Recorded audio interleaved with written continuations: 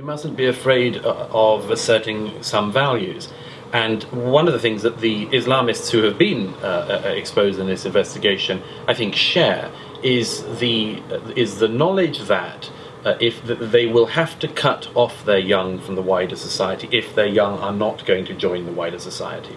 That's why the effort is to stop them mixing with other people. Well, you say they're not going to succeed. There are parts of this country clearly where they have been succeeding, and it's only because of a letter now everyone agrees may have probably been a hoax that this has actually come about. Most of these schools, were going on with, it's important to remember, were going on with their business, had been Ofsted inspected and had been found to be doing just fine jobs. Well, they were getting very good exam results.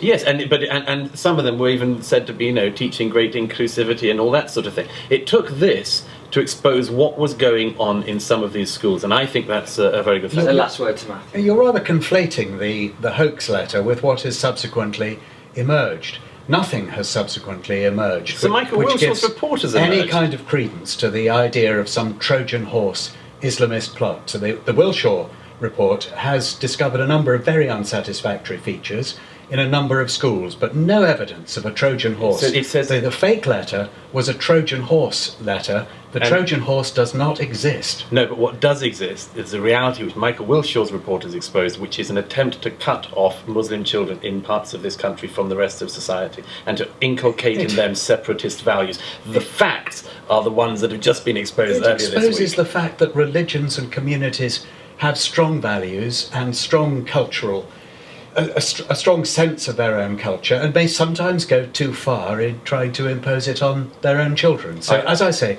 vigilance is what is needed and not panic.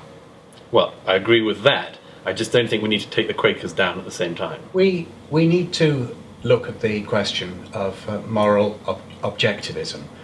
And religions do teach moral objectivism. The Christian religion does too.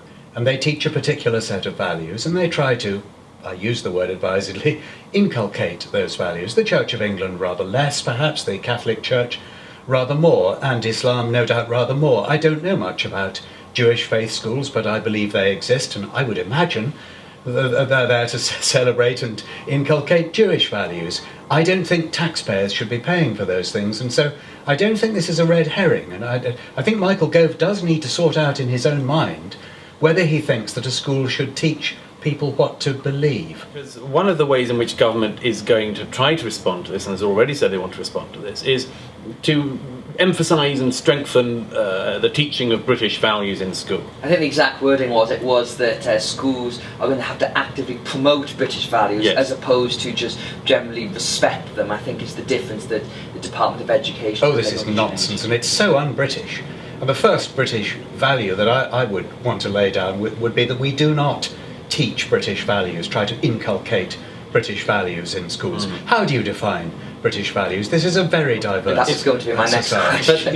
But I mean, if I can say so, Matthew, that's sort of easy for you to say, easy for me to say. It may be that a young boy or girl growing up in parts of Birmingham today may very well need to have some idea of British values. I think history, I mean, I'm loath to use history as some kind of, indoctrination tool, but I think that at the very least one ought to start by recognising a lot of Muslims came to this country precisely to flee the kind of totalitarian Islam which is now apparently being inculcated in some parts of this country through the school system. I think it would be the greatest tragedy imaginable if the thing they tried to flee was then prevalent in parts of this country. I think that one of the solutions to this is to explain better how it is that this country, how this culture got to where we are now. If you pretend that we got here by a form of gravity or inevitability, or that all other countries pretty much agree with us, you miss out on a very, very important chunk of this discussion. Things are best taught by example, and children are best taught by seeing the Britain that they're in and the world around them, and seeing how it works and understanding,